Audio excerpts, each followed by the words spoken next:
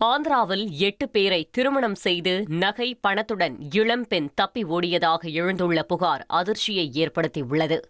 ஆந்திர மாநிலம் ஸ்ரீகாகுளம் மாவட்டம் இச்சாபுரத்தைச் சேர்ந்த 19 வயதான வாணி தனது அத்தை சந்தியாவின் அரவணைப்பில் வளர்ந்து வந்துள்ளார். வாணிக்கும் கர்நாடகாவைச் சேர்ந்த ஒருவருக்கும் அண்மையில் திருமணம் நடந்ததாக கூறப்படும் நிலையில் அண்மையில் ரயில் பயணத்தின் போது வாணி மாயமானதாக கூறப்படுகிறது. மீண்டும் தனது அத்தை சந்தியா வீட்டிற்கு சென்றிருக்கலாம் என கணவர் வீட்டார் ஸ்ரீகாகுளம் சென்று பார்த்தபோது வாணி இதே பாணியில் 8 பேரை ஏமாற்றியது தெரியவந்துள்ளது. பின்னர் கணவர் குடும்பத்தாரை ஏமாற்றி வாணியும் அத்தையும் தலைமறைவான நிலையில் அவர்கள் போலீசில் புகார் அளித்துள்ளனர். இதேபோல வாணியால் ஏமாற்றப்பட்டதாக மேலும் 2 இச்சாபுரம் போலீசில் புகார் அளித்துள்ளனர்.